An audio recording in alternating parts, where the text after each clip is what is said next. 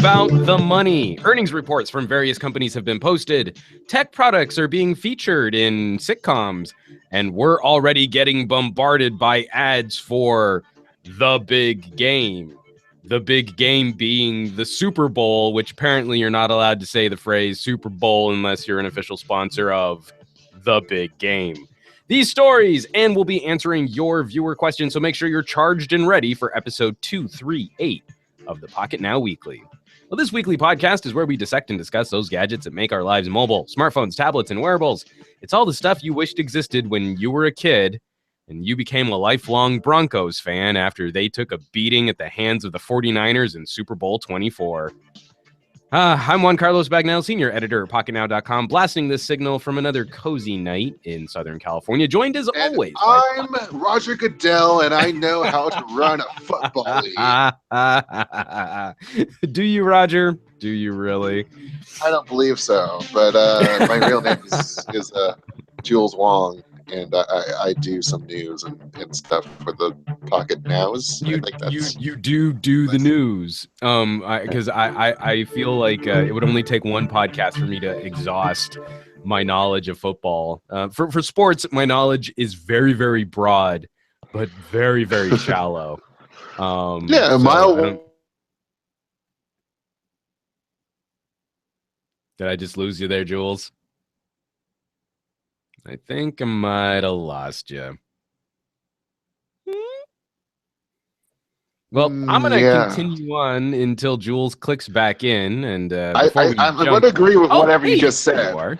So here's the issue with my connection this week is that it just clicked out again? I think you're demonstrating your issue with the technology side of your connection fairly well. You know what? We're going to save that commentary before we completely lose the show. The show actually does have a sponsor who we should talk about real quick, and that is Mara.ai.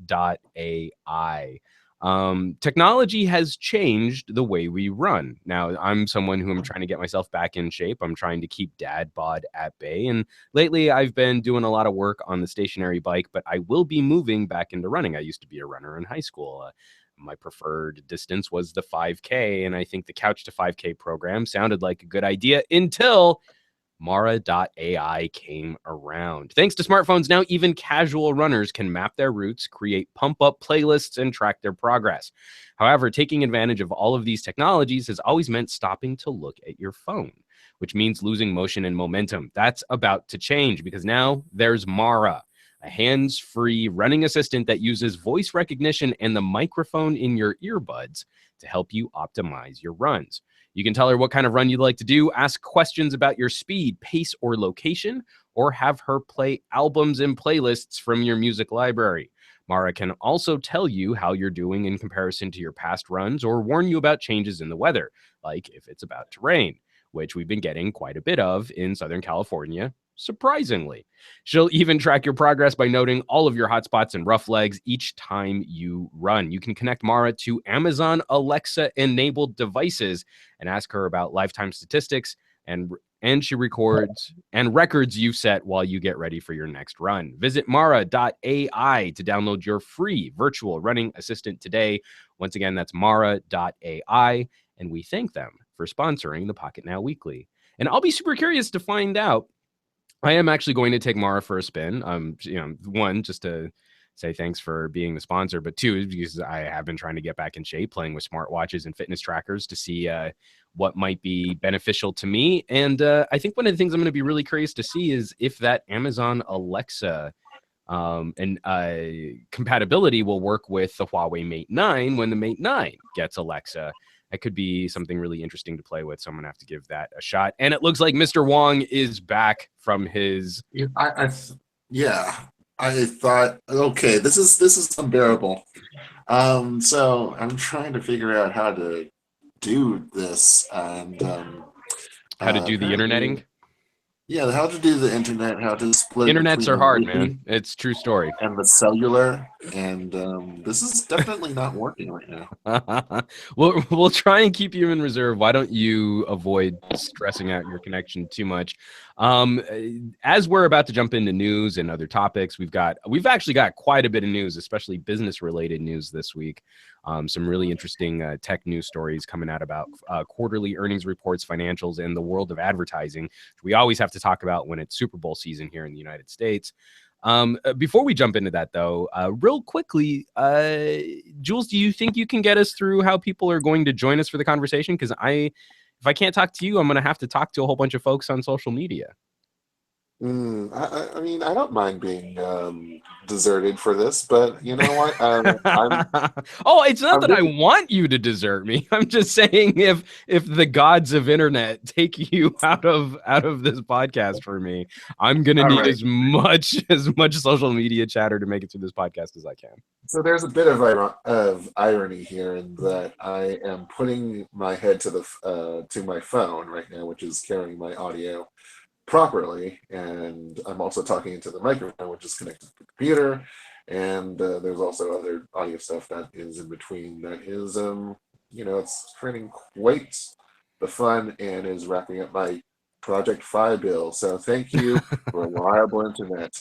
In the meantime, if you do want to talk with us, if you still have the guts and will and the vigor to talk with us despite all of this, thank you for doing so. Thank you for having all that stuff. And you can definitely send in your queries to hashtag PN Weekly on Twitter, and we'll be able to track that throughout the show as we go along. If you do not feel like participating, if you can't participate, you can always go on to your email client and type in podcast@pocketnow.com. We will be able to answer your questions there as well. So on Twitter, hashtag PN Weekly and podcast@pocketnow.com. Either way, it'll definitely work out. Unlike my internet. Yeah, I was going to say either way, it's far more likely, apparently, that you'll be able to talk to me live during this broadcast than Jules will be. So that should be fun. We already have a number of comments using that PN Weekly hashtag. I see Tech Files. Mr. Ed Modlin has joined us at Chamfered Edges. I'm going to keep saying it because it's one of my all-time favorite Twitter handles.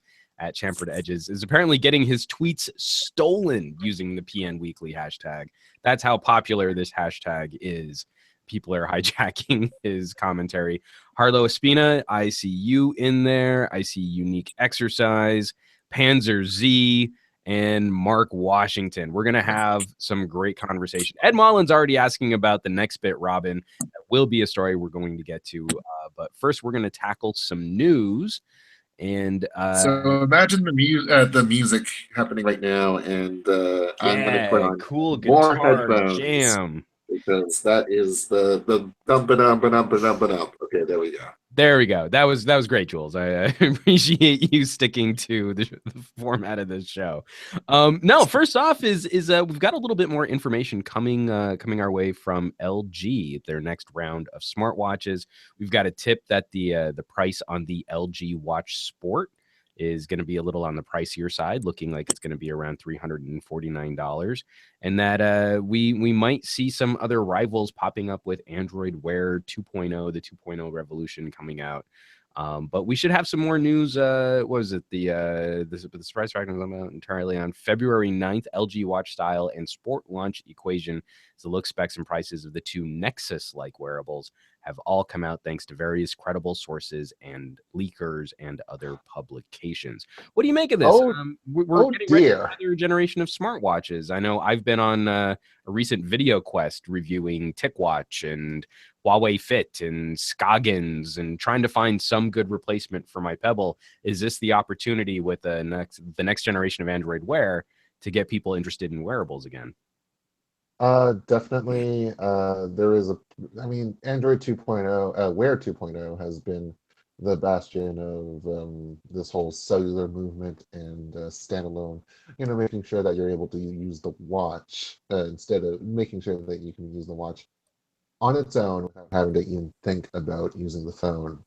So if this, I mean, the style makes less of a case for it as a utilitarian um, thing. It's more of Right. a statement piece. But in terms of the sport, I mean, well, I'm not really sure because yeah, I mean, you could have the cross section of the audience between someone who might need the LTE, who might need the GPS and all that.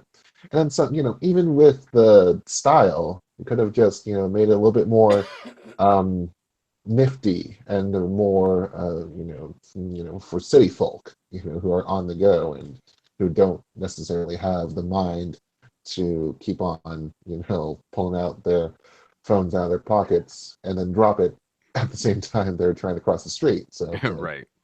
Well, but then yeah, I also, I don't mean, think. I know we've got a number of people in our audience who would be apt to talk about the utility. We see a lot of debates of form versus function in various technologies that we review on Pocket Now. But don't you really feel like one of the major components that we've learned over the last year has been branding, marketing, pricing, and design slash style seem to matter more than just the raw prowess of a gadget, like Google shifting from Nexus to Pixel. I don't really feel like the Pixel is a radically different phone than if it had been called a Nexus. Like if we just saw what the Mhm. spec bump from a Nexus 6P to the Pixel XL was. But what we saw instead was them price it to fight other high-end phones and market it far more aggressively. And suddenly now we've got a high-end premium priced product which competes against iPhones and Galaxies. With something like a watch, it's a piece of jewelry. It's one of the few pieces of jewelry that Yeah. men are allowed to wear. So even if it doesn't have the same utility of some other company, do you think LG as a brand can pull off that marketing discussion to say, hey, this is something nice. This is something, it's a little more on the luxury side. It's going to dress up with you. It's going to do this. It's going to do that. And it's smart. It'll do all those smart, geeky things that people think they care about. But really, it's an attractive piece that you're going to wear on your wrist and people are going to ask you about. Well, for one, if we're imagining this as more of a nexus setup between Google and LG, it will more likely be with Google that responsibility to market for it. Although, if we were to leave it to LG in the first place, well, we'd get Jason. They'd be, um, walking together in the street, trying to dance to clones on the watch.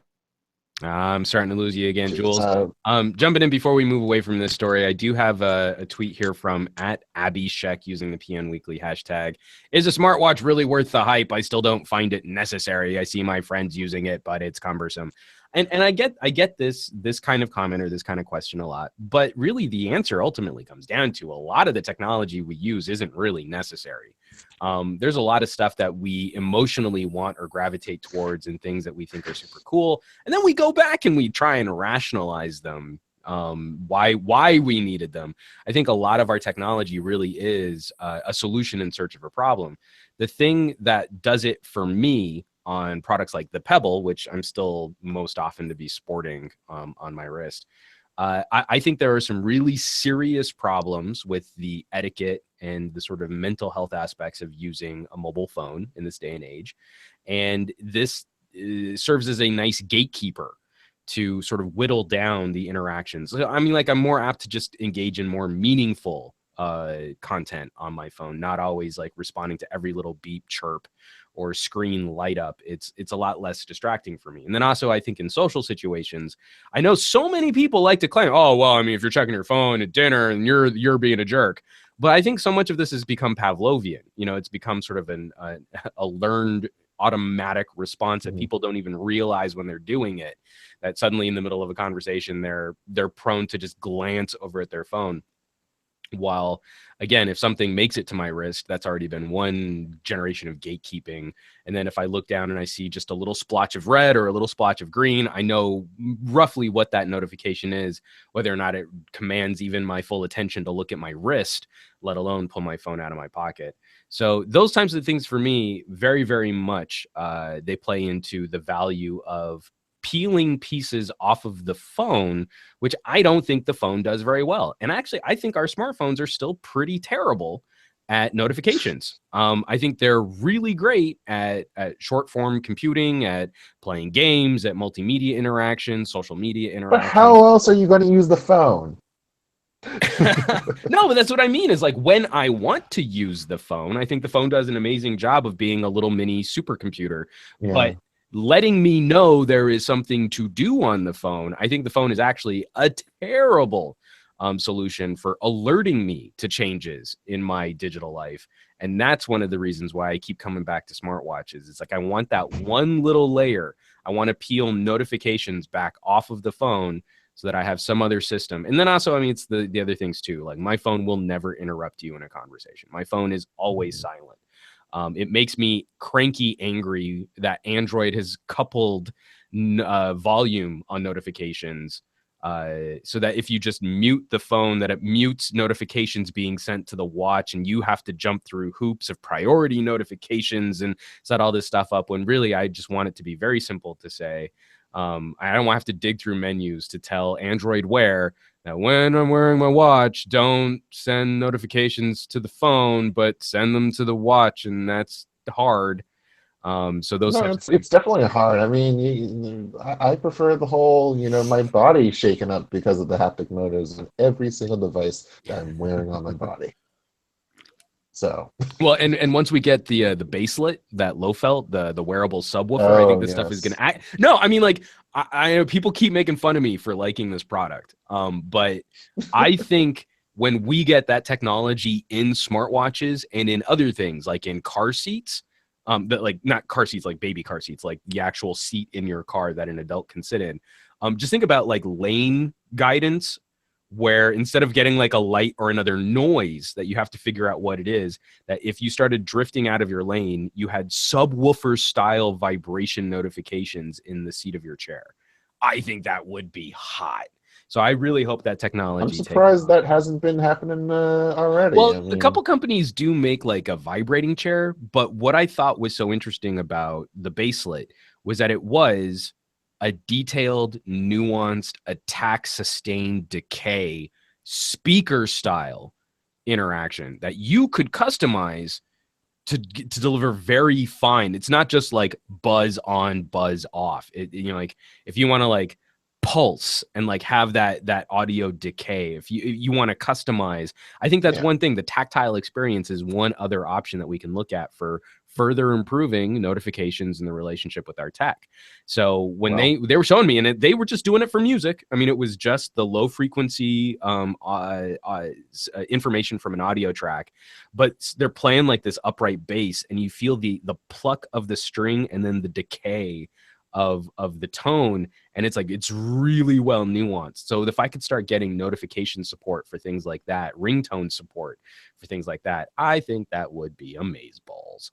Whatever thing they're using beyond haptic engines, like, I mean, sign me up for that, because that could be used in plenty of devices, such as one of the upcoming devices, other than the LG watches, from LG. And that is the G6. And, well, I mean, it doesn't seem like there's going to be enough room for that kind of thing anyways, I guess. Because there is a report out of Korea that not only will it be more expensive than the G5, apparently, but either LG Pay with magnetic secure transmission, which is the technology Samsung Pay uses to allow phones to basically swipe effectively their credit cards onto conventional payment terminals, excuse me, or there's going to be wireless charging coils. It's not clear exactly why this is the case, other than some sort of crap about, Koreans are going to be more interested in mobile payments with MST than outsiders. Well, they'll be more interested in wireless charging. It's like, okay. Yeah. I would like to see your data, you literally just pulled the Ron Burgundy. I don't believe you. I do not believe it. I'm always living in a glass cage of emotion. So No, absolutely. There we No, go. so I'll be curious. I think LG is looking at the market. I mean, just like I mentioned before, Google can make a splash with the Pixel, charge more for it, and I think there's something really interesting psychologically at play where Google can get away with charging more for a product, and people equating that with iPhones and Galaxies, that now this is a premium competitor. I don't know that LG can do that because I don't think they have the sort of brand to customer relationship. This is a I don't comment think that so we've gotten either. on Yeah. Twitter from Dante Tyson. LG has the ability to make amazing products, but without proper marketing, they'll continue to flop. And this has definitely been something that we've been talking about a lot as it relates to LG. I think the V20 is one of the best phones ever made. I think it's one of the best things that LG has ever done. And I'm not surprised that it's selling so poorly because no one really knows. No, I mean, your general smartphone consumers, none of them really understand what makes it a unique product. It's selling better than the V10. Oh, I it have to is. keep pointing it out. But again, I mean, like, you could not have created a perfect storm for LG to step into this market, make a little extra noise, not have to fight the Note. I mean, its competition is our phones like the Pixel XL, which also were in the same boat of being technically a new first generation brand trying to prove itself. LG had the momentum from the V10. And then what commercials did, I mean, do you even still see LG commercials for phones? I mean, like I don't watch TV, no, but so that's you're what I mean asking is the like, right person. and like, I'll throw that out to the audience, like, because I can't remember the last time I even saw that Joseph Gordon-Levitt dancing commercial for the V20. It's like it came out, it sort of didn't just blow up instantly all on its own with people magically knowing about it, and then LG just sort of faded away into the background as opposed to continuing that push, because this is the buying season where they would have still had to have been fighting the Note. You know, this is was a No, terribly what LG needs to do is just get vanity posters that are like 5 stories tall and just have profiles of their device along with just the name G6 and their LG logo, because that is what Apple's doing, that is what Samsung's doing, and you know what? If they just do it along with them, then they'll just be like, oh, you know, they're just like anyone else, and they will never ever need another second on TV ever again. Well, one could hope, but I don't think you can get away with not having a TV presence in this day and age. From Harlow Oh, Espina using the PN Weekly hashtag, the leaked LG Watch does not catch my eye. Waiting for a Huawei Watch 2, a watch, if you will, for Android Wear fun. I'm kind of in the same boat too. The Huawei Watch definitely took me by surprise. I think it is I'm just still looking my for it to get favorite Android Tizen. Wear wearable. I think it's going to get Tizen. You think they're going to make the jump? I think they're going to have I a think. split. I think they're going to have their own proprietary OS for Huawei Fit. I think they're going to have a Tizen option. And then I think they're going to come back with a proper Android Wear follow-up with Wear I don't 2.0. know. I mean, it's been talked about that Samsung and Huawei both peeling away from Google just a little bit, and they've been Just a working on little a Tizen bit. just a little bit. And there's they've been working on Tizen smartwatch OS, for a little bit of improvement to that. So I right now, I mean, in the context of this conversation, I'm just suggesting this out of spite. But in all honesty, that You was a know what? I command mean, Pocket that was the now. memo circling around Pocketnow is not enough of our coverage is generated from spite. I really feel Spite, we need to be yes. more spiteful in our technology coverage. But yeah, I mean, we saw this with the debut of Alexa. They weren't going with Google Assistant, and well, they don't really have any investment in AI for themselves, at least that we know of. So Yeah. it's not Google Assistant, it's Alexa, and it's just these little tinges of like we want to be Huawei, but not necessarily Android. Android is just this canvas for Well, all us. I can point to is Ed Modlin's tweet. This is at Tech Files. Hashtag PN Weekly, all caps. No, Tizen. No. Well, one company Well, we you can watch be really yourself. sure is not going to be using Tizen is a company that's been demonstrating some issues, some problems, even though they've bought up two very beloved It's going to be smartwatch Pebble brands. OS for sure, right? Fitbit is bound to be faithful to its acquired Well, properties in before terms of. before we do layer on the spite and the snark, because I'm of two minds of this. I'm on the one hand sort of righteously indignant, and on the other hand very upset with this news. But Fitbit posted a very disappointing holiday quarter, and it looks like they're going to be laying off 110 employees, which I'm not entirely sure. Like that can't be good for this. I can't believe this company is so large that cutting 110 employees isn't going to be sort of a significant reduction in their workforce. Don't That's they only have like 6% somewhere basically. around like, oh, it's 6%?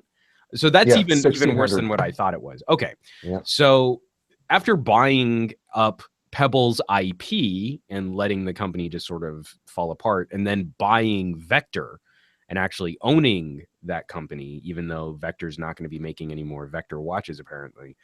This is really disappointing news. I mean, the snarky butt in me wants to say, ha ha ha, you reap what you sow, Fitbit.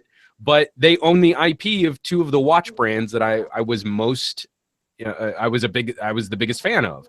So if they go under, they're going to take that IP with them, or hopefully they'll sell it to someone else. I don't know, but I mean, they've gobbled up Coin, and they're shutting down that service come end of next month, or this month, excuse me. And we see, Pebbles is about to rain down cloud services, so it's going to become its own crippled service. And well, it's going to have its own crippled services, but it's still going to act as a quote unquote smartwatch.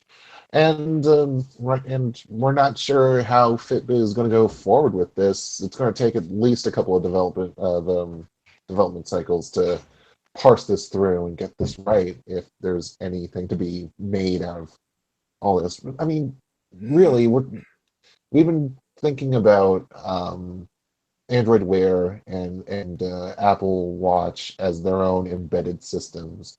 yeah. And if Fitbit,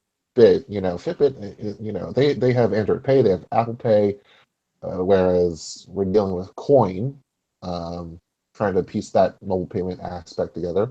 There's more. Pebble is just basically everything else as part of it, just to be a smartwatch. I don't know when it comes to. I think the frustrating thing. I mean, this is something that I was really running into with the Huawei Fit. Because the Huawei Fit got a lot right for me in terms of the constant background heart monitoring. It was really well built, water resistant.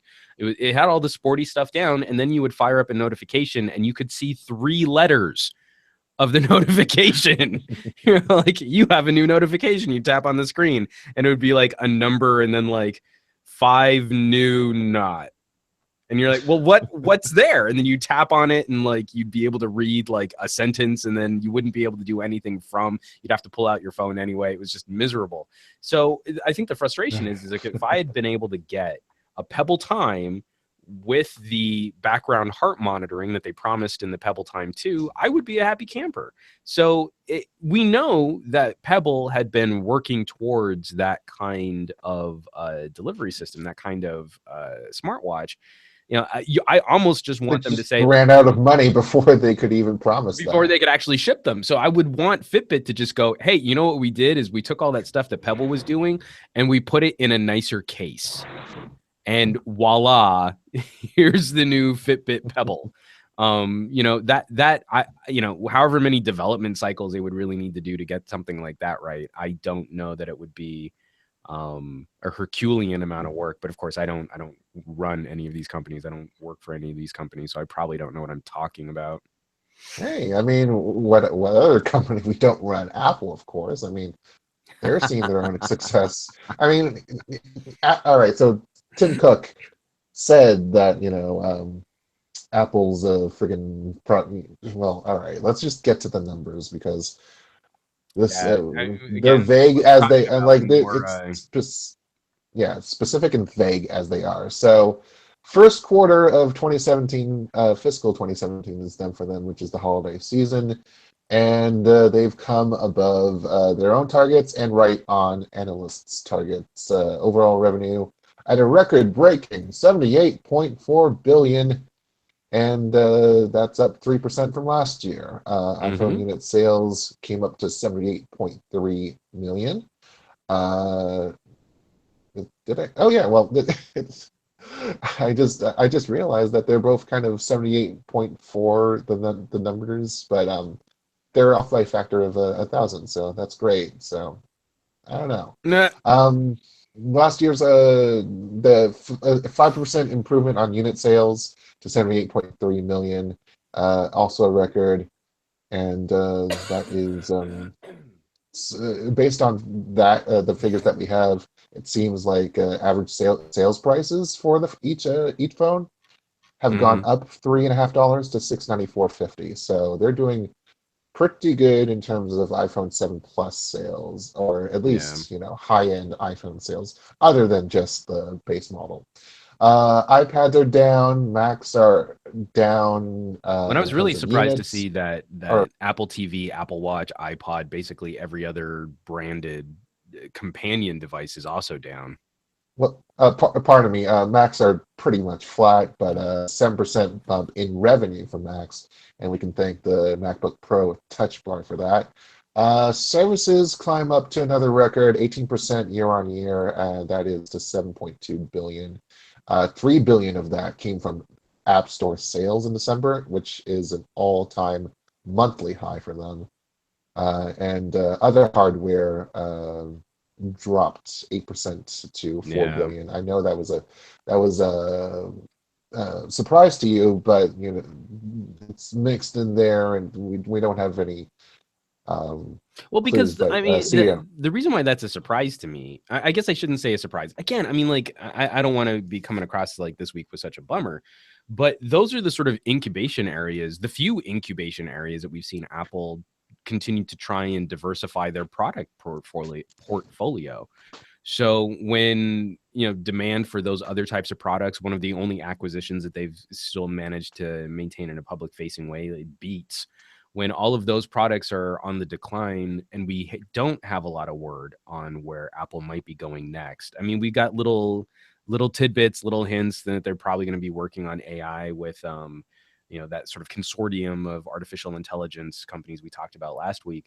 I mean, that's all interesting, but we've seen very little activity from them on what might be the next new hot thing that Apple's going to try and revolutionize the market for. To see that other hardware start to take a dip like that, again, they're the most profitable. No, they're no longer the most highly valued. They got overtaken by Google in terms of being the most highly valued publicly traded company. In being the second most valuable publicly traded company on the stock exchanges, were I an investor, I would be feeling really good about the short term, and I think I'd be a little nervous about the longer term outlook. Well, Apple Watch is doing quite well. I think it was probably the only floater of that group of other hardware that they like to bunch up together. Fastest pace on record, according to Tim Cook. It's just a surprise to see Beats and other items such as Apple TV, such as the iPod, just weigh it down so much. And this is especially, considering that we saw that, didn't we see the Apple Watch launch in a spring event in 2015? Yeah, but they've been having trouble keeping supply up. I mean, the reason why sales, I think, are down for Apple Watch specifically isn't because people aren't wanting them. It's because they can't get them. Yeah, but I mean, I'm not sure how the accounting works on that, because oh, Jules, I don't think anyone knows. I don't think anyone at Apple will really be able to tell you that, because if they could tell you that, then they'd probably have to pay more taxes in more countries. Well, yeah, there we go. But in terms of when people place their orders and when the money gets taken, so I don't know. That could be belying, that number that we see could be belying something else. But Right. Gross margin is slipping, so they're making less money, even though it still seems ludicrous that they're making 38 and 40% Yeah. above what they're selling. It's down from 1.5 basis points or points from last year. And ahead of them, they've got a whole bunch of interesting things. iPad. We've been talking about events for the iPads. There's going to be 3 of them, I think, at least. Wow. It was originally going to be spring, but we now have indication that it's going to be second half. And Tim Cook does say beyond 3-month period that he's looking at some exciting stuff ahead. What else out of this? President Trump. Oh, we don't need to get Stop. into that. Nah, Yeah. it's fine. Yeah, I that's don't fine. know. I'm tired of still talking toying, about and maybe I'll also reach out to you, and you can help me out with maybe doing sort of a joint story. Like, I have this bubbling idea for an editorial on, like, should Apple even be considered an American company anymore?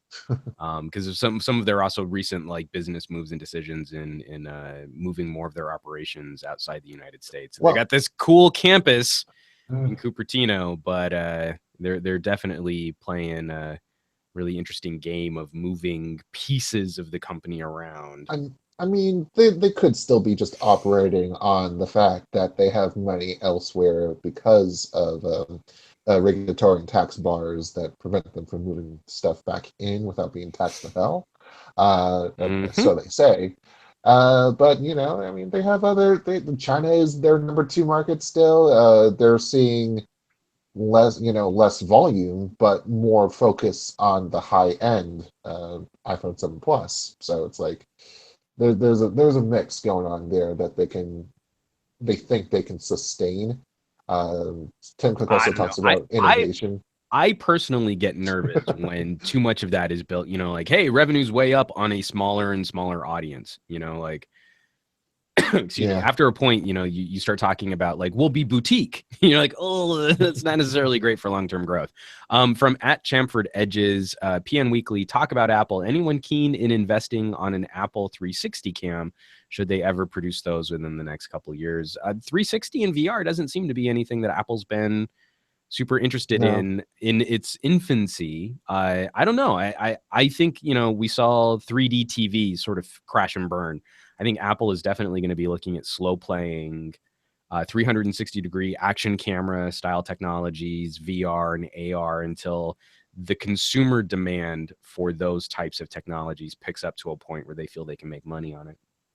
yeah. I've when was the last time Apple has appealed to the gaming audience, really?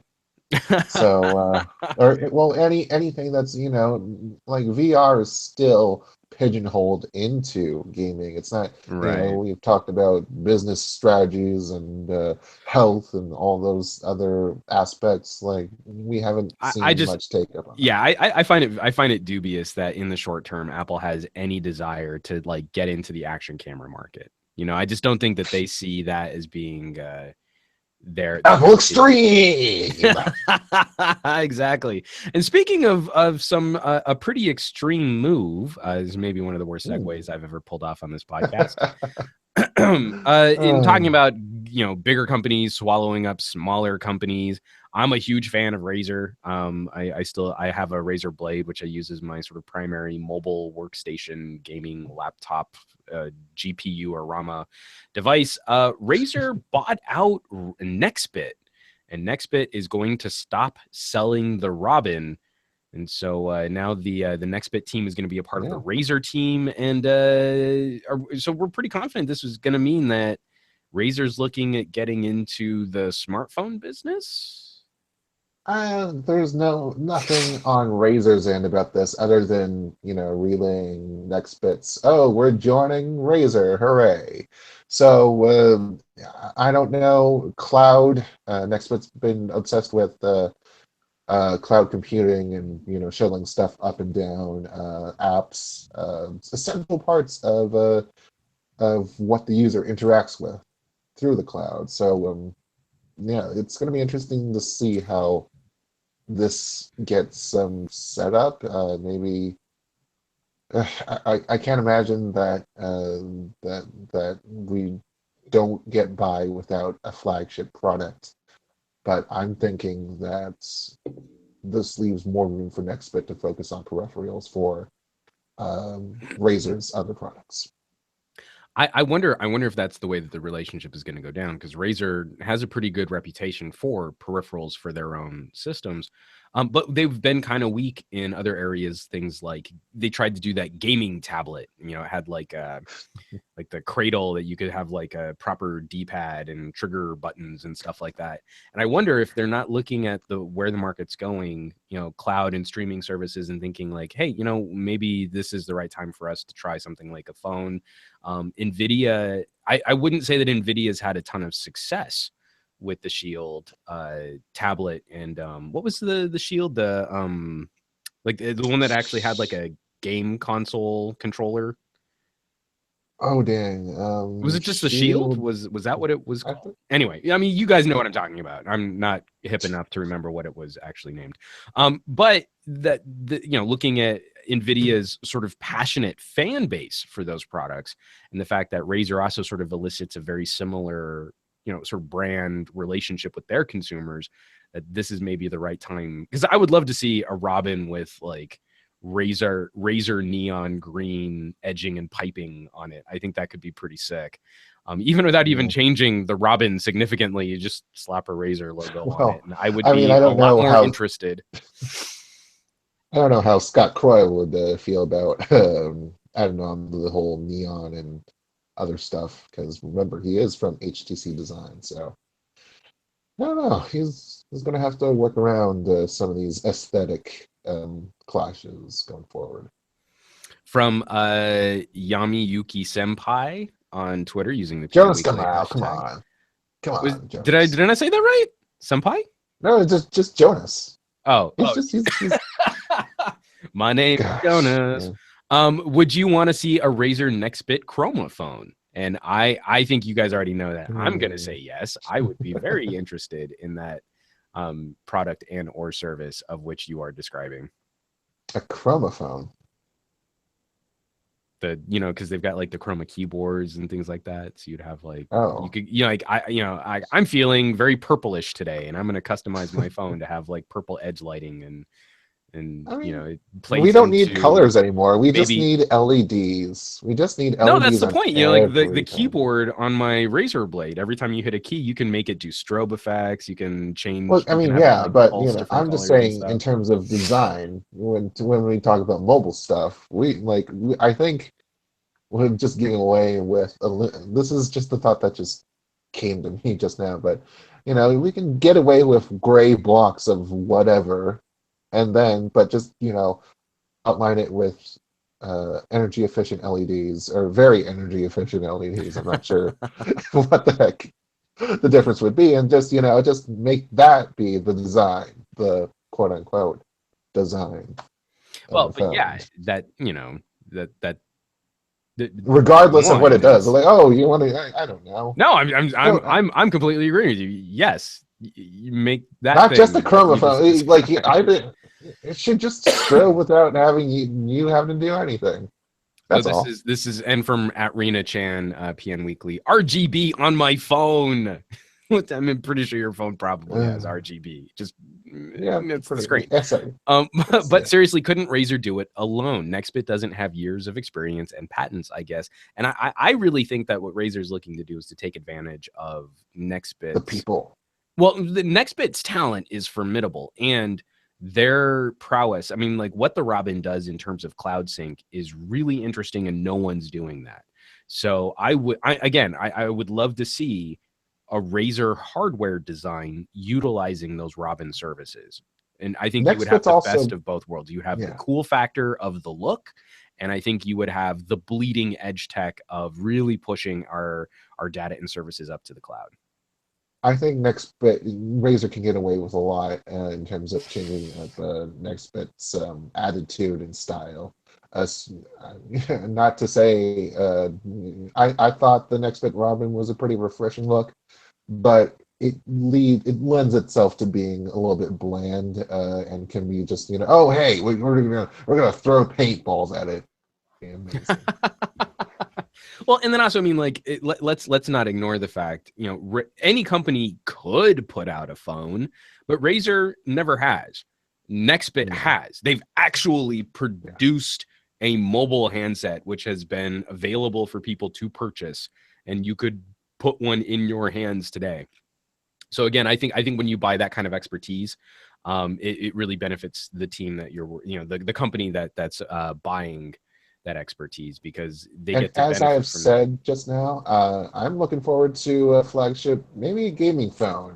But if they're going to be, doing some gaming and making sure that the benchmarks are all set and ready to go, and they're like showing all the high scores, they better not be cheating. Get twin galaxies on the case, and Billy Mitchell will go out there and tell you all about Frogger. Was it? No, it was Donkey Kong. Sorry, it was wrong game. It was The King of Kong is that documentary, and I would highly recommend you go check it out. From @Chamford Edges, PN Weekly, welcome to 2017, where more mini startup companies are starting to get gobbled up. And I think eventually we are going to have sort of acquisition fatigue, but I don't think we're there yet. Yeah, we need a follow-up series to startup called Acquisition. And then that's all through the acquisition process. I'm not sure how that series ended, but if we just, it probably ended with just a plain up acquisition. But totally, maybe we should look into. If we're going to be talking more about, excuse me, if we're going to be talking more about things like gaming phones, we'll probably be paying a lot more attention to things like benchmarks. And so having fair and equitable benchmarks is going to be a very important thing for us to pay attention to, which is why we're all so very disappointed in OnePlus. And how do you pronounce? Is it Meizu? Meizu. Mizu? Well, it's Meizu, but Meizu. Okay, so I was wrong on all three attempts in like the worst possible way to be complete. I should share with you. I love this guy, Adam Ragusa. He hosts this podcast called The Pub. It's a trade publications show on public media, and he has this perfect guide to pronouncing names that you're not, or names of foreign,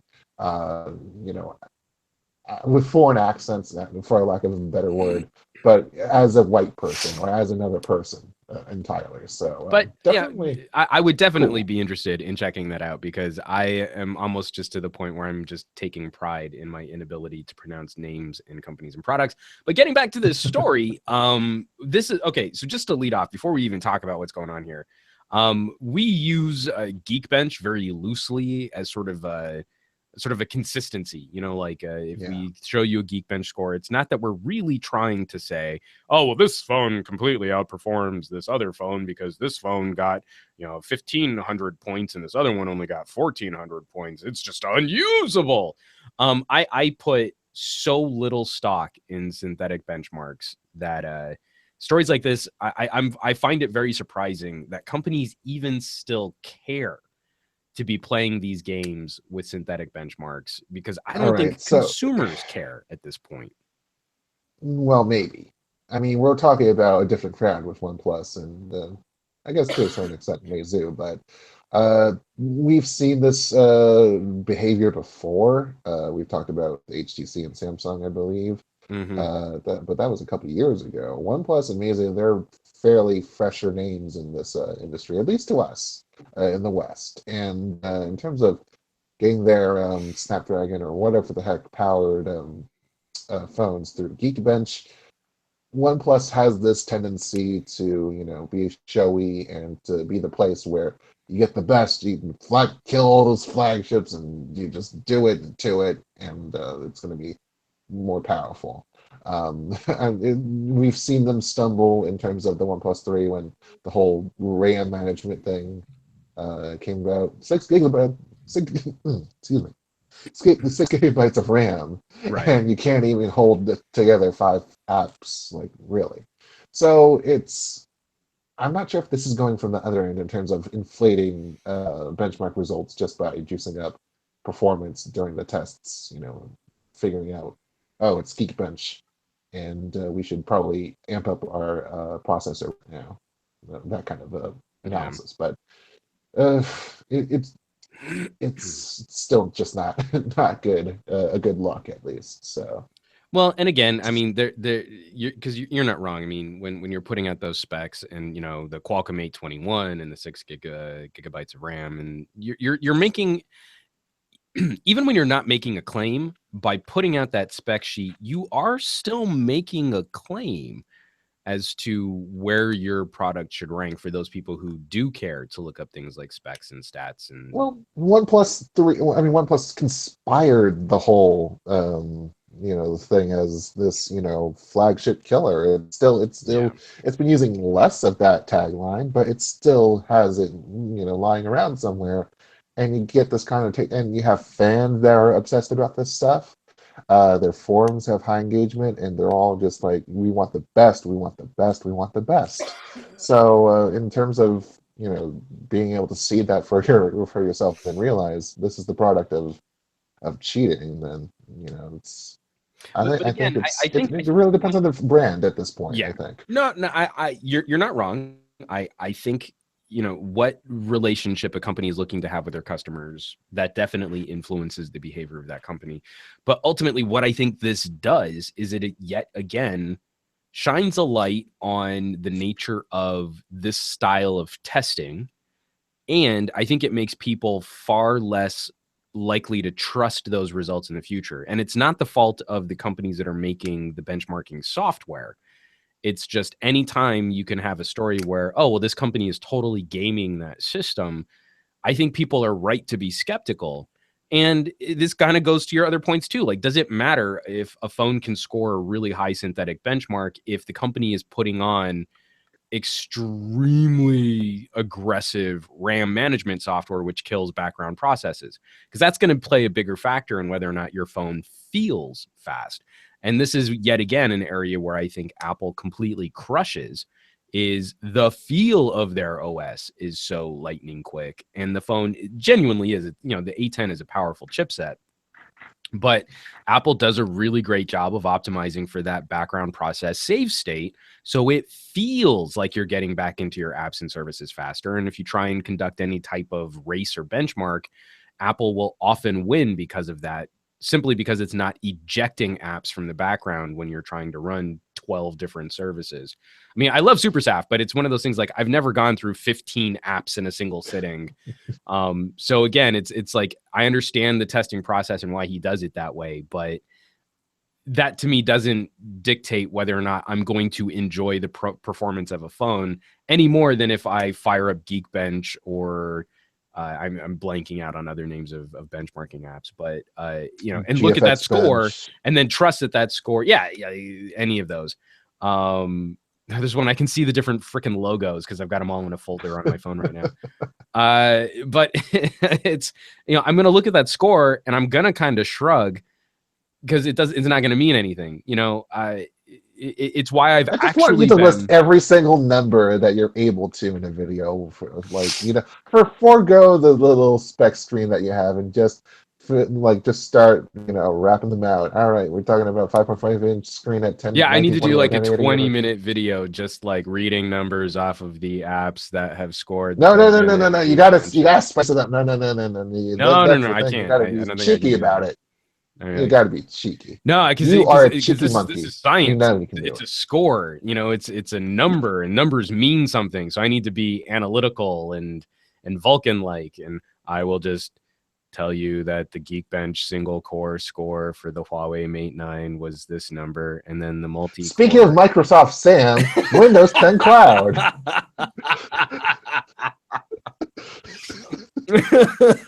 I didn't think you'd last even half that long. So I hear Chromebooks are a big problem for the Microsoft these days, and that the Microsoft Windows 10 Cloud is going to take down those Chromebooks, those filthy Chromebooks. Windows and Macs alike are trembling in the face of Chromebooks. Because what I've always thought to myself is I need some kind of web version of Windows RT Continuum Low cost. You got to be cheap.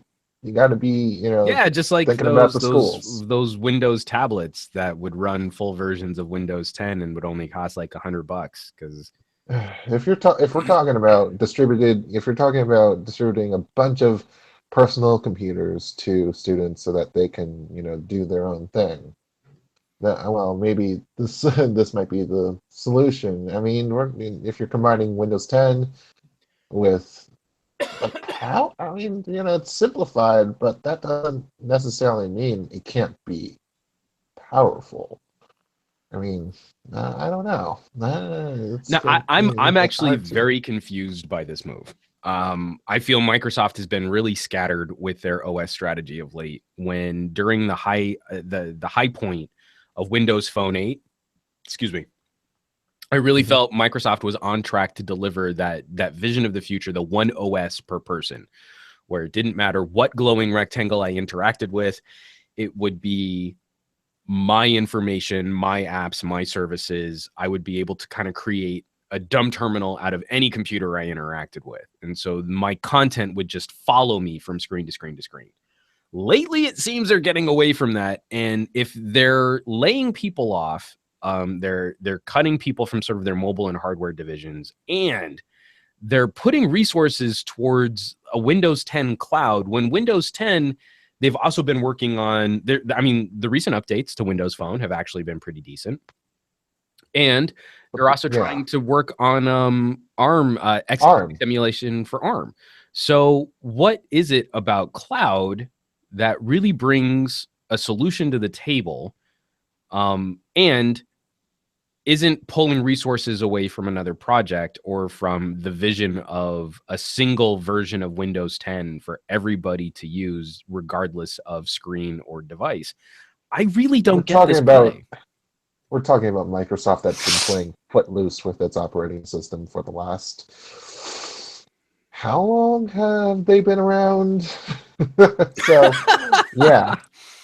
You would think we would know that as being some form of tech journalist, but well, I mean, I meant that in a rhetorical, but ever since, I'm going to have to say, Millennium Edition, because it's just been that constant update that okay, 95, okay, 97, okay, 98.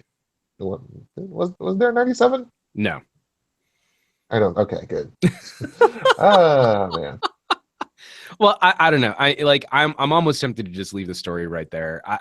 I'm not a huge fan of Chromebooks. I really do like Windows 10, but I'm increasingly frustrated by Microsoft's just start-stop approach towards these projects. So, they're going to do this Windows 10 cloud thing, and I am going to purposely ignore it until, for my own personal stuff, I'm not going to be recommending it to any family members. I'm not going to be investing a lot of time playing with it until I know that this is something that they are going to commit real resources to and develop over time, in just the way that they promised they were going to do on Windows Phone, Windows Phone 7, Windows Phone 8, and Windows Phone 10. And in between every single release, they've broken that promise and they've gone off to get distracted by something else. And I feel like the things that I'm most excited for from Microsoft are almost often, sort of successes despite Microsoft, that they managed to somehow keep the Surface team afloat for more than 2 years building products. And that's why we saw an actual success there, is because they actually had yearly releases for 3 years and we weren't left in the lurch for a significant amount of time. And I'm already starting to get a little burnt out on things like HoloLens. One of the coolest things that a company could be showcasing with enormous ramifications for the entire computing industry, and we've been sort of beta limbo, alpha limbo for 2 years now. So I don't know what they want to do in education, but as far as I'm concerned, they're not. I don't think they're in the right place when it comes to Windows 10 Cloud. They could be investing more in bringing over service studios to at least higher education, or high schools at least, as big collaborative workspaces, especially get kids to do to do that, to actually collaborate. which is, amazingly, it's very hard to do in the education system, other than group projects, which, Now, lame. again, any type of story like this, just because of the nature of it, we do have a couple comments here on Twitter Okay. using the PN Weekly hashtag. I was about to say that, Surface and also ARM emulation are still cost prohibitive to a point for many students. Maybe, I don't know. I think if they had continued to optimize and to refine, then like I've got like a killer little Acer tablet. My wife had a Toshiba. We're talking $100 tablets that did a really good job of covering a number of the basics that I think education would have wanted to focus on, and still had full support for x86 software. So using the PN Weekly hashtag from Mark Washington, Microsoft needs to market Windows 10 Cloud as Bing OS or Edge OS. Says not to confuse consumers. If you're going to go after Chrome, maybe Edge OS makes more sense for a streamlined mobile operating system. They are fighting for the school classroom market where Chromebooks rule, from @PanzerZ. Excuse me. And from @Chamford Edges, I may like the concept of a Chromebook, but I'm not all that big a fan of the user experience with all the limitations. And see, Microsoft is making this move with Windows 10 Cloud at the same time that Google is slowly starting to expand the scope of Chromebooks, better support for Android apps, for example. Chromebooks are the least restrictive they've ever been, which is why I'm sure Ed Modlin at Tech Files writes, Microsoft competitive with Chromebooks, ? LOL. Yeah. I'm not entirely sure how he really feels about Windows 10 for cloud, but it doesn't seem like I've actually never understood the whole the feather OLLs. Like if you're laughing out loud, because it's just fun to say. Like it's just fun to say. Yeah, I don't know. Let's not get these last couple news stories, because I do want to get to the marketing conversation that we've got planned here real quick. Fiber making a very important political move, it would seem, as they are indefinitely supporting free calls from the U.S. to Syria, Iraq, Iran, Libya, Somalia, Sudan, and Yemen.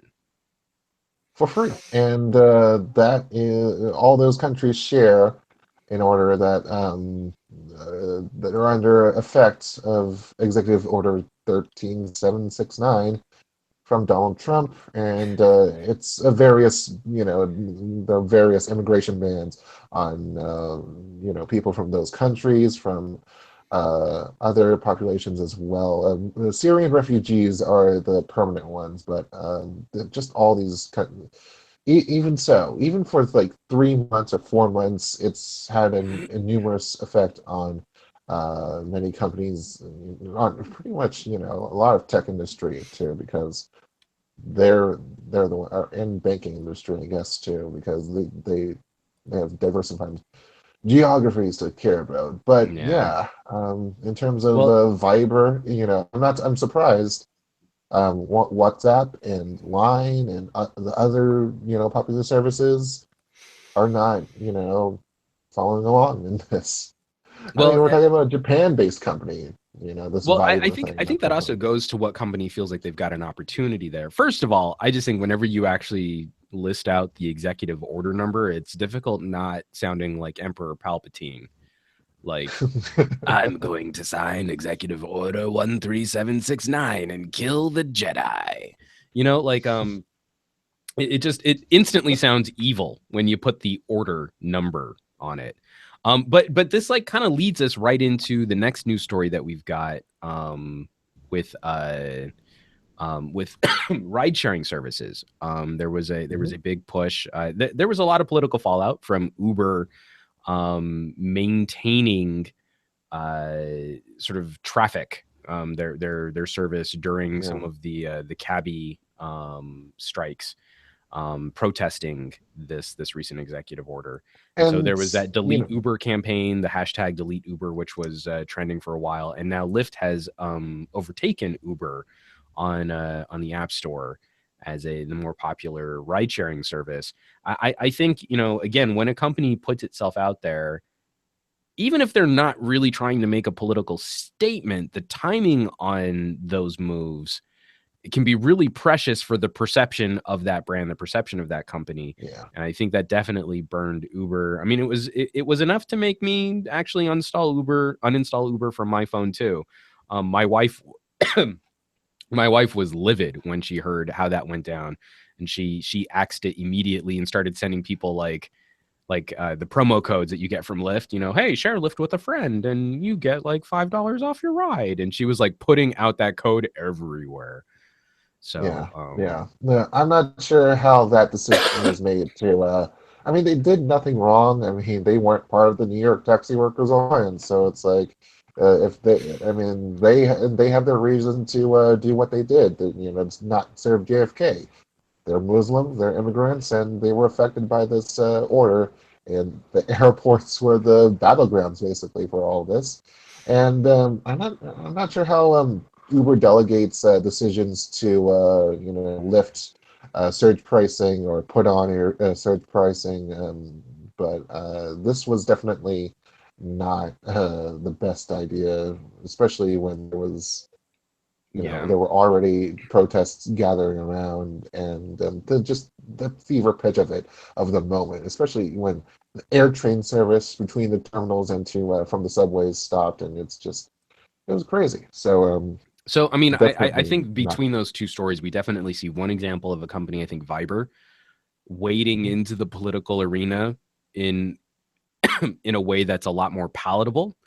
I feel like the way that Uber tried to do this, again, I mean, you've almost got a perfect split in people interpreting the move on that surge pricing as either being a positive, Uber trying to maintain some kind of transportation service, but not trying to gouge people.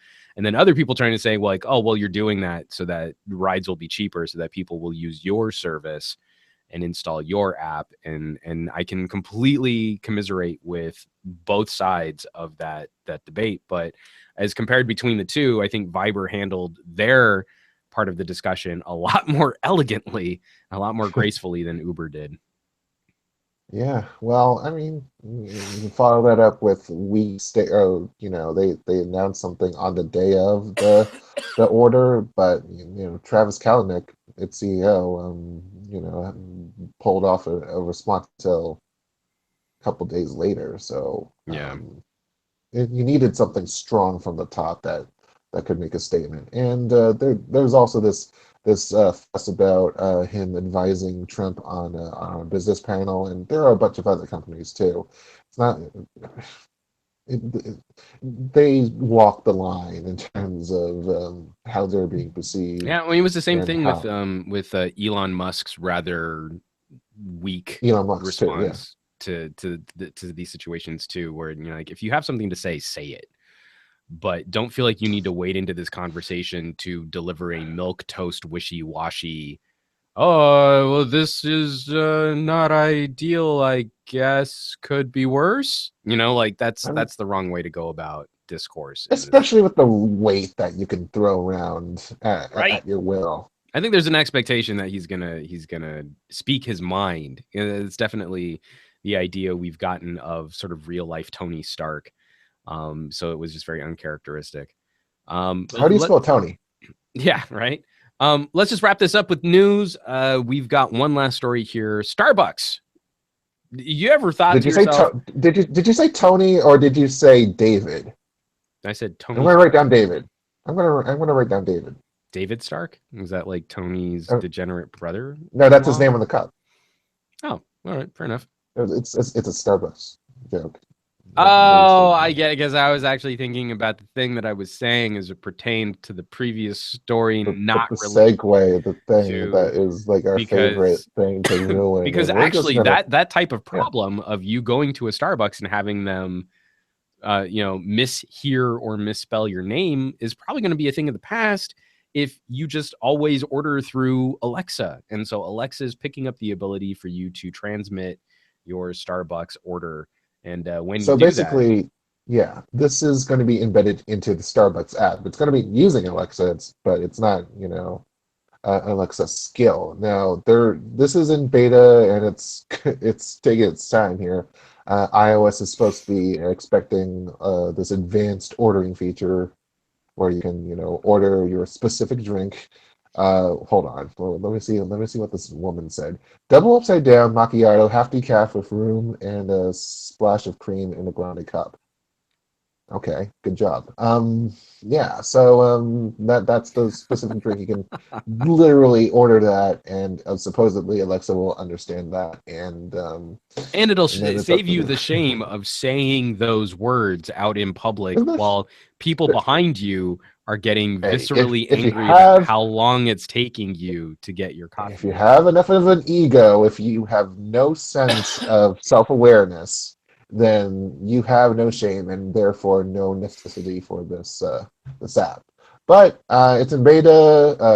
iOS is going to get it in the summer, and Android whenever's basically. And there's also a new Alexa skill. Now this one is an actual skill for Alexa, and it's a reorder skill.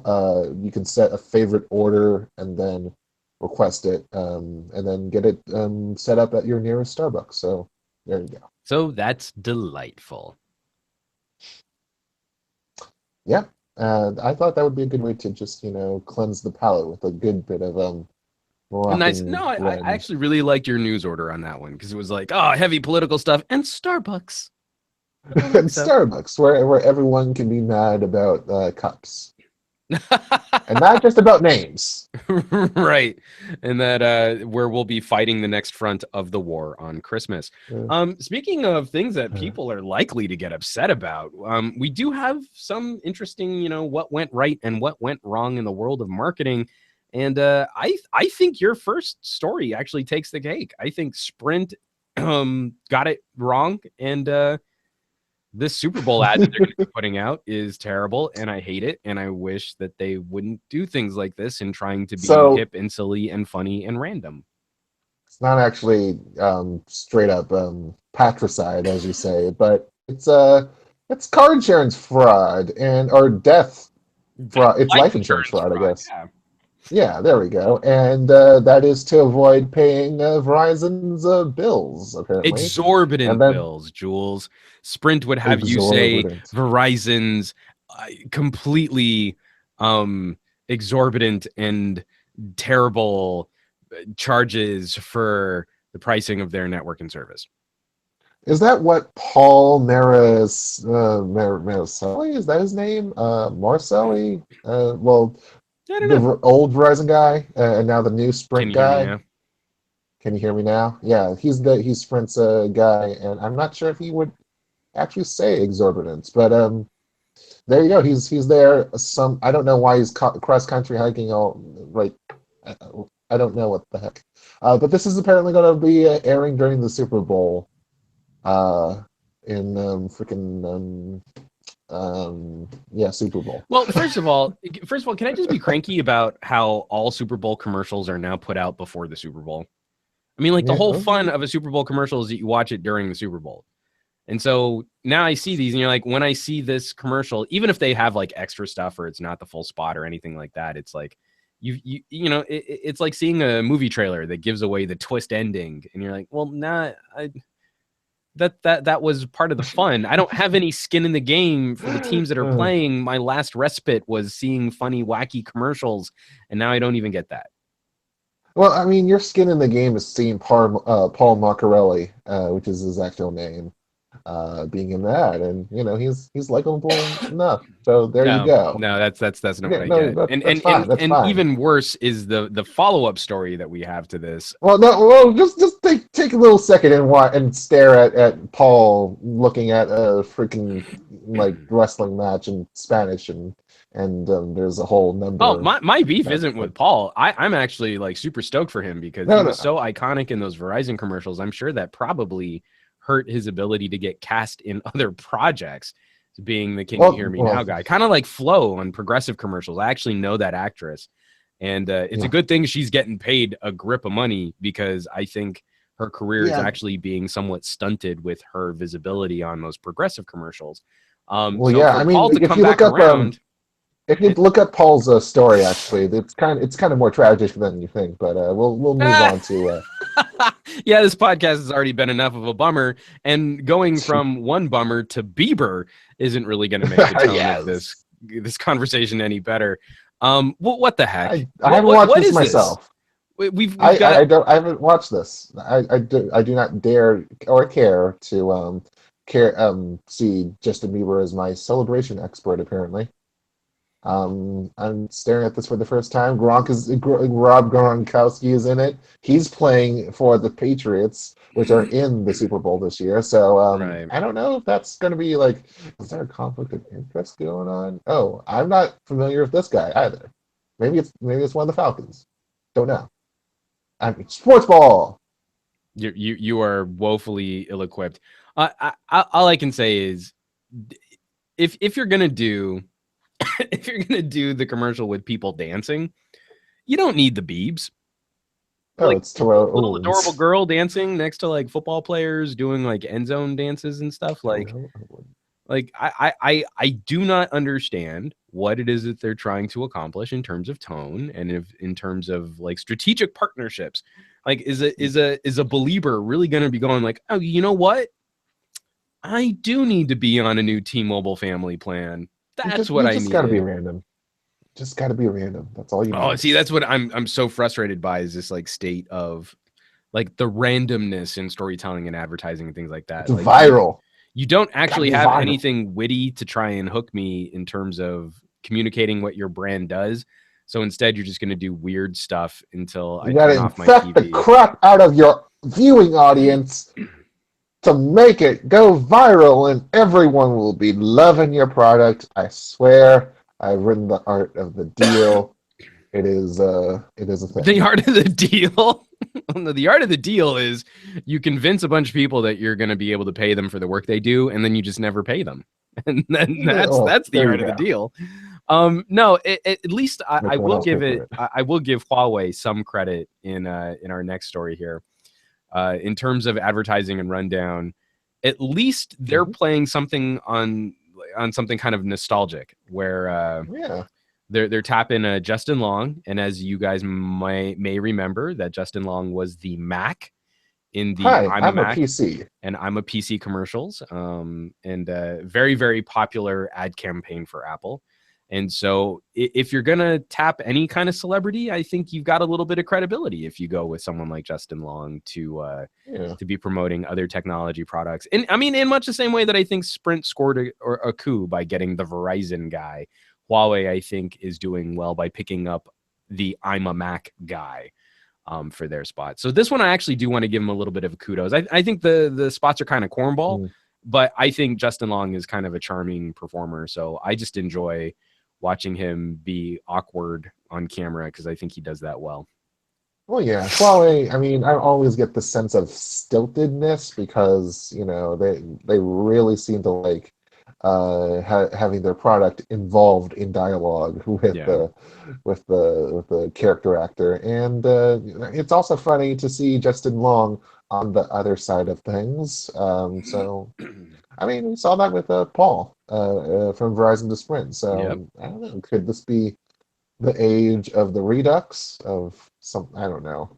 I can't really. I'm not really good at terms. Well, no, I think you're right. I think it's the same thing that's actually kind of burning Hollywood right now, where they don't.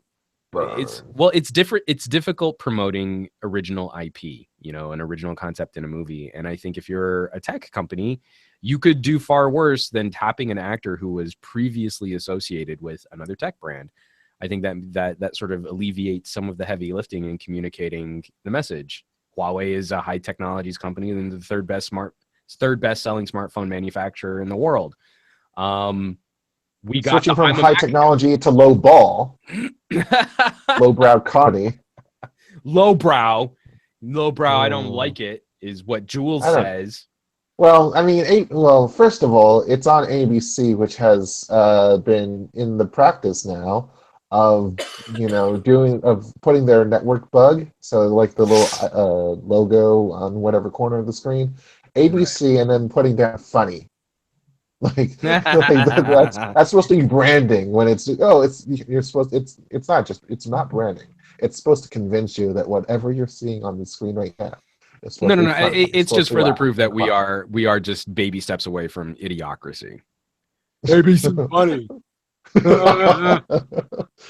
That's what it is. That's what's going on. But no, it's just the shocking reveal of not Project Mercury showing up in one of those really ham-fisted product placement-y kind of ways where they show the phone full screen on camera, held in the most like awkward angle so that you can see the whole front face of the phone and the logo on the back of the phone in a way that no human being would ever hold a mobile device.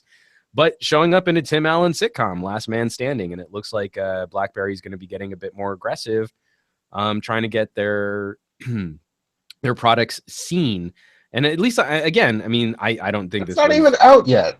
Well, I don't think this was a particularly effective move, but I'm going to give them credit here for at least trying to show off these devices. It's like all of the dramas that would show off Windows phones. Right, you still see, like, was it Scandal where everyone was rocking like a Lumia for a while or something like that?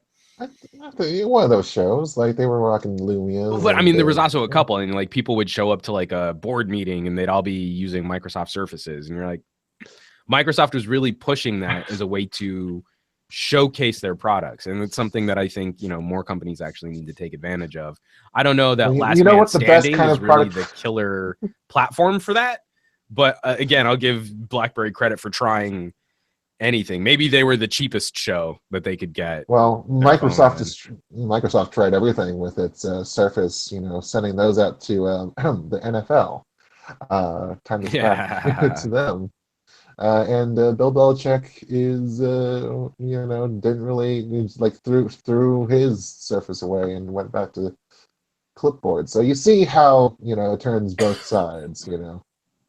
Kind of malfunctions or fails in bright flames. So, yeah, big bright fail. Mm-hmm. But what's not a big bright fail is the customer service you're gonna get at an AT&T store, as described by JD Power. Because those Nielsen shills always giving awards to T-Mobile. Well, Nielsen doesn't know what's up. It's about JD Power, and that means it's about the AT&T is what we're talking about. It's about the Nielsen. It's about the. So this story is about how T-Mobile earlier this week put out little data sets talking about how, we're the best in customer satisfaction according to Nielsen Mobile Insights, and AT&T rejoined the conversation with a big ol' nuh-uh. Because hey, you use the top 3 boxes. You only use the limited data set. You only use these questions, when in fact, if you take all the other questions, then you'd be able to see that we're the best. And you know what? Screw Nielsen anyways, because we got our JD Power, and we got our points. We got 13 points better than the average of freaking wireless industry full service company. And, it's one of those things. So it's just one of those things. It's one of those member measuring contests.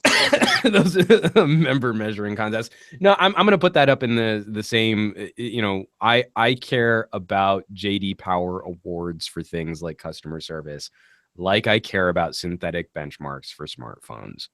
I kudos, great. Another third-party organization says that you're doing well with customer service. I think a number of consumers can point to experiences they've had, even with companies they like, where they don't feel that they've gotten the service that they probably should have. And I think we've got a long ways to go to address some of those gaps in markets like customer service, where when we're seeing fast food companies actually starting to push out their first automated machines for making your fake burgers, that I don't think customer service is going to be something that improves in the short term, with the way that corporations are focused. You just yell at the machine if it gets something wrong to their shareholders. Well, I mean, they're pretty much in a state where you kind of have to do that to people, and that's terrible. Well, people still get the orders wrong. I think that would be you'd still be angry at people, which that would be sad still. But I mean, hey, at least the people don't have to be the ones accepting free food coupons as the people did this week at Panda Express. Yeah, I was gonna say, Jules, I kind of feel like this was a tough week for T-Mobile, in your opinion, in putting together our topics for this week. Who thought that a strategic partnership for the Chinese Lunar New Year, that the right company to pair up with T-Mobile would be Panda Express? I mean, you couldn't even go upscale and PF Chang's. You went Panda Express to say Happy Chinese New Year. Does that seem really culturally insensitive to anyone else? I mean, it's just business to me. So it's like, yeah, they want to they want to do what they want to do, and make a point about it. And if it's beneficial to Panda Express, and it's better, then yeah, I guess that's good for them. But I'm honestly just like, okay, well, there are other places that you can get your food. It might be more worth your while, even at like maybe a Chinese takeout place. You're paying full price, but I think the overall experience that you'll get, be it massive diarrhea in the morning, or otherwise, it's more worth it if you go elsewhere. I don't know. I mean, so yeah, I kind of look at it. One of the big holidays that's sort of linked with being Hispanic or Latino is Cinco de Mayo, and that's already like lightweight, drunk people out on the roads doing silly, crazy things. So I guess I wouldn't necessarily be tremendously appalled by a company making like a targeted partnership with Taco Bell. Like, we see that's just normal in America now. As long as you don't bring that crap down past the border, then. Well, no. What I was going to say is, I don't feel like Chinese New Year has been quite as perverted. You know what I mean? Like, quite as commercialized, and so making that partnership just feels a little more tone deaf. It feels a little more culturally insensitive than how Cinco de Mayo has already been kind of raped commercially by these types of like shenanigans and parties and things like that. That I don't know. Well, I mean, maybe I'm just being a little too bleeding heart liberal on this one, but I always kind of felt like Americans just didn't understand Chinese New Year. And so it was just not on our radar. And so the people who celebrated that day, that transition, could do so on their own terms. And now more people are starting to weigh in on anything which might be a potential hook for some type of commercial activity. And Panda Express, I almost said PF Chang's again. Panda Express is just the wrong company to do that with.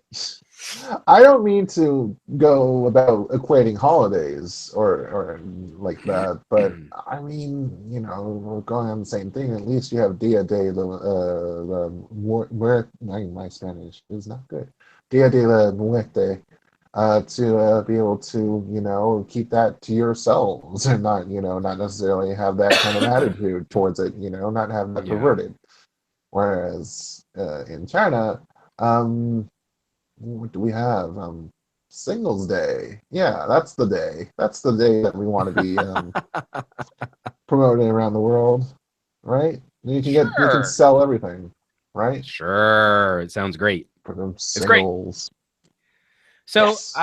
This last one, I guess I just thought that ZTE was farther down the pipe. But to wrap up our little story on marketing and money and what went right last week and what went wrong, this one was kind of confusing to me in that ZTE is looking like it's going to have to make some major changes to the crowd-designed and crowd-funded Hawkeye phone And it doesn't look like it's anywhere near actually being crowdfunded. And maybe this is a giant warning shot to other companies that are looking at trying to do crowdsourcing for things like design. But it's not looking super rosy for ZTE here, which is disappointing considering how well phones like the Axon and the Blade are doing. It kind of just reinforces, I think, the idea that if you've got competent designers, make the phone you want to make, and then find the audience who is most appropriate for it. Don't try and convince people that they can design a phone, because most people are dumb. Well, I mean, I'll put myself into that bucket. If you ask me what I most want in a phone, I guarantee you that will not be a high-selling phone. Yeah, it's like The Simpsons, where Homer Simpson gets to design a car. He designed like the perfect car for him, but it wasn't going to be a vehicle that anyone else was going to buy.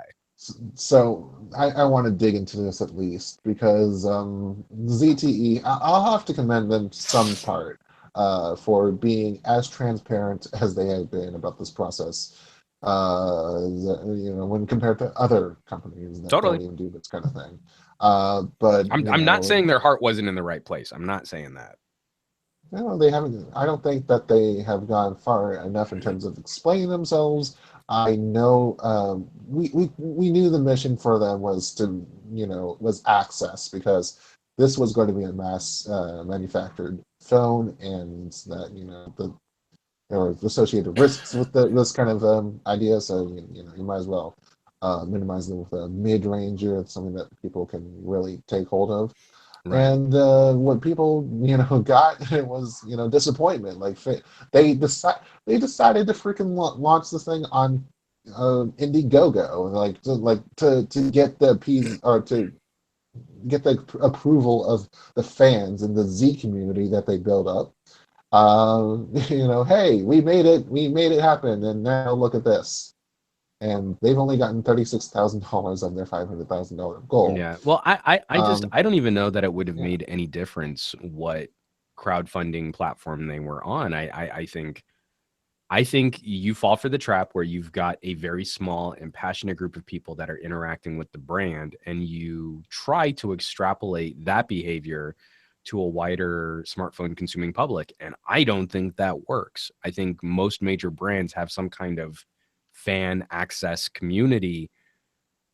And I think if you're really trying to base, far broader corporate decisions off of that community, I think you're going to have a very warped sense of what people are going to respond to outside of that circle. I mean, so I want to compare this to Eve, the Eve Tech, the Finnish outlet that made its own Windows 10 to convertible. Mm-hmm. And it got the crowd involved with the design and the speccing out and everything about it. And they went on to Indiegogo. They're a startup.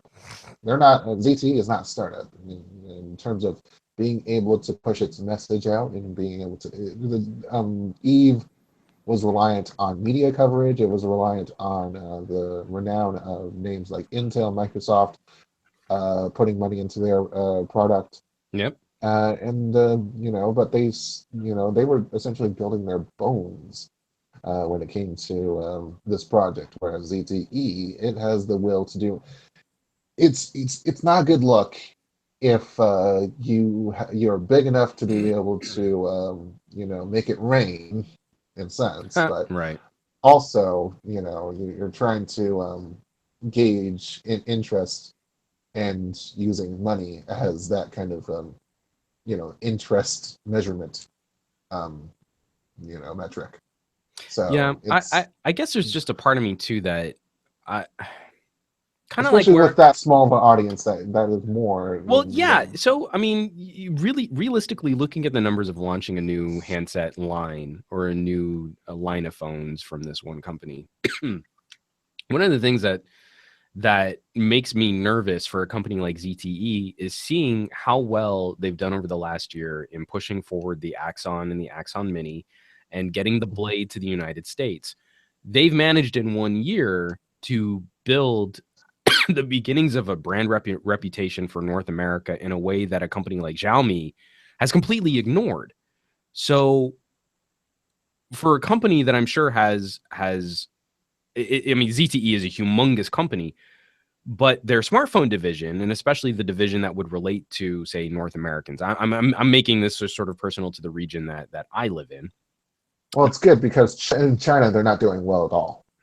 Well, but when you see that positive momentum, why mess with experiments which take time and money and resources away from the teams that are producing, instead of just making sure that you've got a really killer follow-up in an Axon 8 and the next generation Blade? Like, you make sure that those things are bulletproof.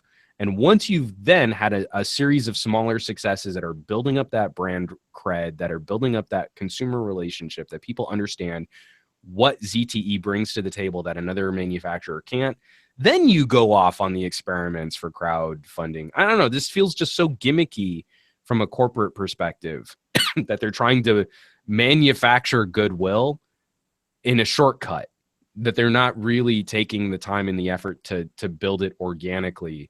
They're trying to get the tech blogger headlines and the feels goods. And I was a part of helping to design that phone because this was crowd designed. And I said, I want a phone with a sticky back, like that kind of stuff.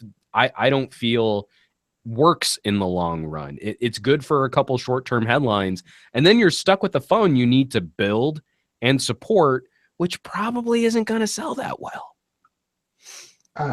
So, like the ZTE, the original Axon, didn't really, what too many whistles. I mean, you may give it credit for, being its first year in the US, but it wasn't well supported, even though it was fairly clean enough. The camera wasn't actually the best. And it just, it wasn't, I don't have numbers, but I presume that with all that combining, it took them a lot to figure out, should we do an Exxon 7 here? And, they said, no, why not? And they made the improvements that they needed to. Yeah. Well, and I have think they were aggressively rewarded marketed for it. it. I think They have aggressively marketed it, yes. Well, and that I think that they're pulling numbers that are competitive against other brands like Honor. I mean, they've got a group of people that are very passionate about the Axon 7 as a handset here now, where that didn't exist 2 years ago. So again, I find that to be all very compelling, which is why I'm more nonplussed by this Hawkeye move, that they're dedicating energy and effort and resources and marketing and social media time to this experiment, which at best is going to be a novelty, and I don't think is really going to be the foundation of building an additional phone line brand within ZTE. And it doesn't serve to support it. It detracts from the conversation of phones like the They don't have names. They don't have people that they that you point to and say, that guy is ZTE, that gal is ZTE. And they don't have, they're like, they make, that they have good stuff, but it's just this amorphous thing. Well, by being able to community build, you get more personal, and hopefully I don't get it, because I really don't think that more personal really moves more phones. I think you can doesn't matter if it moves more phones, if you're able to at least grow through name recognition. Yay, I get it. I'm done talking about ZTE. My voice is about to fail on me, and I want to talk about tweets. We've got a number of comments here using the PN Weekly hashtag. From Ed Modlin, I just thought this was funny. We were talking about politics and Uber and Lyft, and he writes, some tech companies are probably hurting from all of the fence straddling that they've been doing. And I'm sure a number of people would definitely agree with that. He also feels that Alexa is now being hoarded out for everything, which I'm sure Amazon is super upset about. I'm sure Amazon is just totally upset that so many people are going to be using. This is from Panzer Z, and this is something that I absolutely agree with. PN Weekly, the biggest Starbucks innovation would be to have a dedicated line just for straight drip coffee. I used to work at an Einstein's bagel shop before they were bought out by like Einstein's corporate. It was, I forget what the name of the bagel shop was. It was like it wasn't a Noah's, it was something else. And we would constantly break corporate rules by just setting up this little side counter where if you came into our store and you gave us $1 and you had your own cup, you could just go get coffee. And it worked so well. And every time I walk into a Starbucks, it makes me scream in my brain as loud as I can scream why Starbucks hasn't done anything like that. He also writes even fewer reasons. He writes even fewer reasons to watch the Super Bowl. #winning. My little baby cranky rant about companies putting out their Super Bowl spots before the Super Bowl. And he also writes every show that was on the CW for a few years had Lumia Surface devices. I could not remember what network it was, but yeah, Microsoft was all over the CW for a while there. So yeah, look at how the youth have taken up those Lumias. Like, man. Yeah, actually, you know what? I gotta say, back during the days of the 1520, and we didn't get the 930 here, but the 830.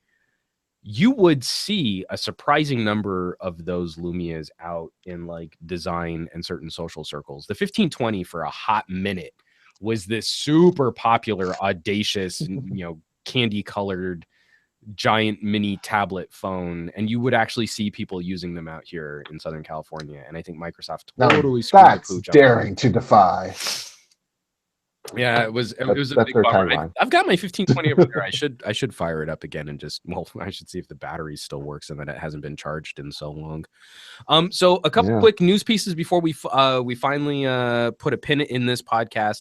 A super important story for me coming out tomorrow on the Pocketnow YouTube channel. I finally got the time to do a follow-up to my story on using my smartphone screen in grayscale. Sort of my own experiences tinkering with brain chemistry. And so I made a couple calls and I had this amazing sit down with a psychiatrist at UCLA. He's Dr. Timothy Fong, and he's doing basically the bleeding edge research on addiction and gambling and in the neuroscience department and human behavior department at UCLA. And so he took some time to kind of have a really insightful discussion on internet addiction and what they're now calling digital health or digital mental health, because this is the bleeding edge of the bleeding edge of neuroscience, where technology is vastly outpacing our ability to kind of keep up with social etiquette. So that'll be up on the Pocketnow YouTube channel tomorrow, probably tomorrow afternoon. You can catch it either tomorrow or over the weekend on youtube.com/pocketnow or pocketnow.com. And then also, we're going to tease this. I don't know what the time frame is on this, but our pals at Honor sent along a pair of Honor 6Xs, an early contender for my favorite sub $300 phone of the year, dual camera system on an expensive phone. And so be on the lookout. We're going to have a contest. What I kind of want to make is a contest of contests between the Pocketnow Daily and the Pocketnow Weekly. So one of these phones is going to go to Jaime. He's going to give one away, and we're going to give away one here on the Weekly. And I would like to see if there's not some contest we can come up with to see who wins in having the better contest. So I want that meta layer of contest inside contest. So be on the lookout for that. That's hopefully going to be coming out soon. A test of contests. A test of contests. Perfect. Jules, you're a wordsmith. That journalism degree is coming in like gangbusters there, kid.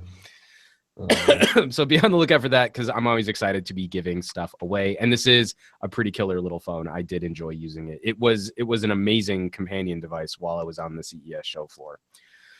Woo! On that note, folks. On that note, this show is over. Another episode of the Pocketnow Weekly has come and gone. The conversation continues on Twitter, where you can find Jules as @PointJules, and I'm humbly @SomeGadgetGuy. Pocket Now is around the web on Twitter, Instagram, Facebook, Google+, YouTube, and our home site, pocketnow.com. We're basically everywhere. Now, shows like this can't exist without your support, sharing the weekly with your friends who love mobile technology, and by dropping some reviews on iTunes, Stitcher, Google Play, and wherever podcast reviews can be left. Once again, we want to thank this week's sponsor, Mara.ai. Take your running up a notch with a smart digital assistant based just on fitness. They're helping us keep the lights on here, but ultimately there would not be a show if it weren't for our listeners and subscribers who have kept us on the air since 2012. The Pocketnow Weekly will be back next week with all kinds of delicious technology goodness. So make sure you tune back in.